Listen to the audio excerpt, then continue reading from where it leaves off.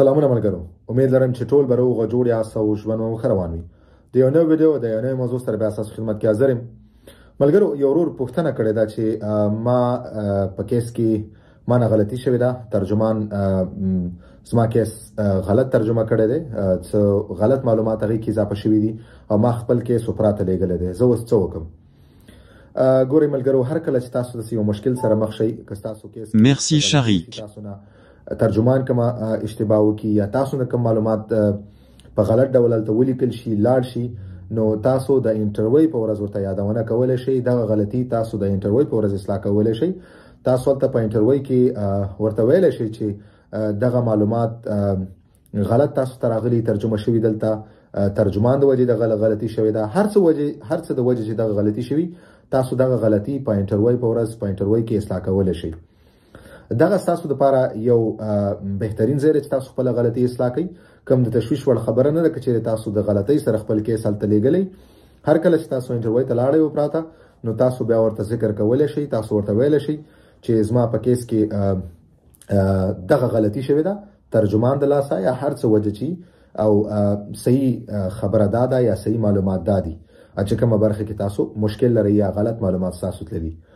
دې نه علاوه ډېر ملګري دغه د تاریخي تولد یا نوم یا تخلص په اړه هم پوښتنه کوي. په دې باندې مخکې ما ویډیو جوړه کړې وه، خو دلته به زه بیا یو ځل یادونه وکړم. هغه دا ده که چیرې ستاسو نوم غلطي یا په سپیلنګ کې کومه غلطي یا ستاسو تاریخي تولد غلطي یا ستاسو ځای د تولد غلطي، نو تاسو کولی شئ چې دا هم ورته په انټرویو په ورځ په انټرویو کې ووایئ.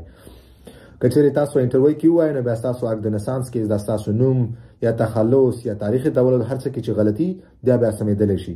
ولې که چیرې تاسو ذکر ونه کوئ او بیا تاسو اکت د نسانس راشي اسناد ته اخیستونه بعد او تاسو بیا اکت د نسانس پرمه کې تاسو بیرته دا اصلاح کوئ، نو دا بیا نه اصلاح کیږي، ځکه چې تاسو ورته په انټرویو کې یادونه نه کړي.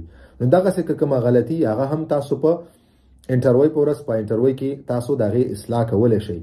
انټرویو ستاسو دپاره یو بهترین چانس دی چې تاسو هره داسې غلطي د هغې اصلاح تاسو په اسانۍ سره وکړئ.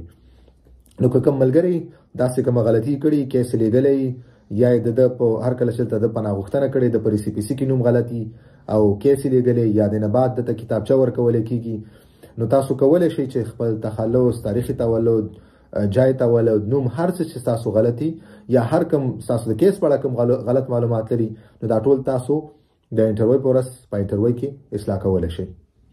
ویډیو همدومره وه. که تاسو کومه پوښتنه لرئ، خپله پوښتنه ته په کمنټ سیکشن کې پرېښودلی شئ. انشاءالله په خپل وخت به زه ستاسو پوښتنو ته حتمي جواب درکوم. بل کوشش وکړئ دغه ویډیوګانې ټولو ملګرو سره شریکې کړئ، تر څو ټولو ملګرو ته صحیح او دقیق معلومات ورسیږي. په مخه مو ښه.